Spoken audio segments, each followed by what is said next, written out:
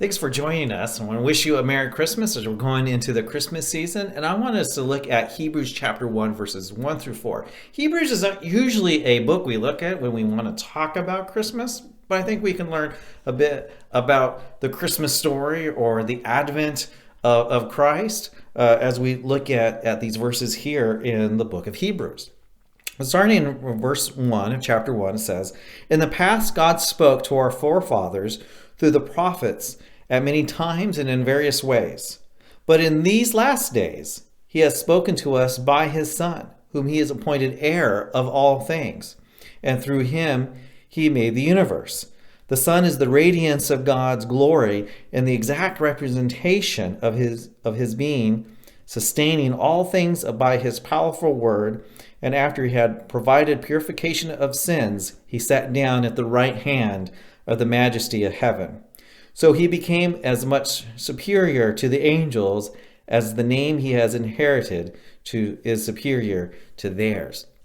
So in these few lines that we have here in Hebrews chapter 1, verses 1 through 4, we find the story of Jesus unfolding.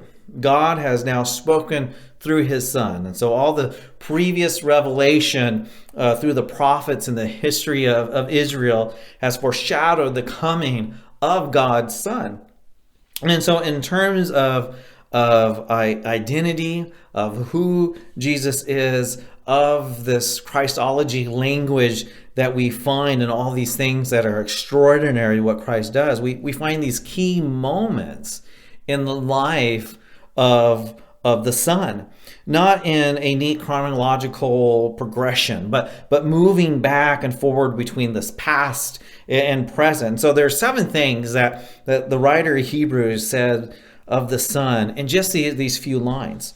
1, he's appointed heir of all things by God. So when exalted by God after being made lower than the angels for a period of time, that's him coming to earth. And the Son is one whom God created the world. And so the Son therefore existed before engaging in his saving work. 3, the exalted creator, the Son, embodies the very glory and the presence of God himself. And so to look at the Son is to look at God himself. To see the Son is to see God himself. And that's what we see in Jesus. The Son not only creates, but also sustains all things by his powerful word. And the Son's mission was, in effect, to purify for sins. And as a result, the Son has been exalted to sit at God's right hand in heaven. And he has inherited a name above all names, above the angels. He alone is the Son of God. And so with the Son's exaltation, another verse I want to look at is Psalms 8, 4 through 6. That's fulfilled. I'm just go there. Actually, it's quoted in Hebrews chapter 2, verses 5 and 9. So read that. So it is not to the angels that he has subjected the world to come about which we are speaking, but there is a place where someone has testified. What is man that you are mindful of him, the Son of Man that you can't care for him? You made him a little lower than the angels. You crowned him with glory and honor and put everything under his feet. And putting everything under him, God left nothing that is not subject to him. Yet at present, we do not see everything subject to him, but we see Jesus, who has made a little lower than the angels, now crowned with glory and honor because he suffered death, so that by the grace of God, he might taste death for everyone. And so God's purpose to exalt and to redeem humanity, for this to happen, the pre-existent Son has to become incarnate, has to truly be one of us. And humanity's exaltation is yet to happen. But the voice of Hebrews encourages us, gives us hope. The destiny of the exalted Son is the destiny of humanity. He is the pioneer and the perfecter of faith, the truly human one who has provided purification for sin through his atoning death. Now crowned with glory, his journey through suffering and death to glory can be followed by those in him.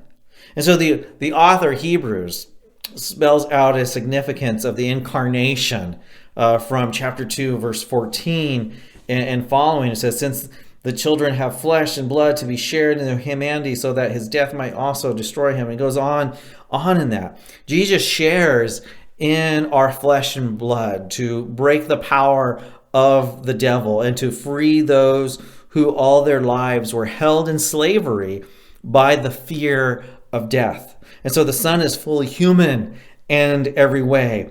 And this means that he can alone become merciful and faithful high priest, representing humanity. He alone can make atonement for sin.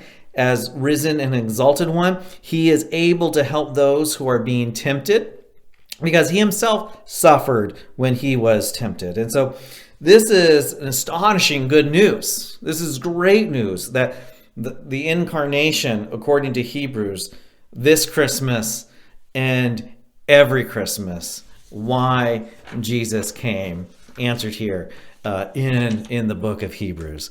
And so, again, Merry Christmas. We'll try to bring some more Christmas content of looking at the advent of Christ and the incarnation of Christ as the weeks follow up to Christmas. Please like our channel so you know when we have new content, and always leave comments. So we'd like to read your comments and respond to those. So until next time, God bless.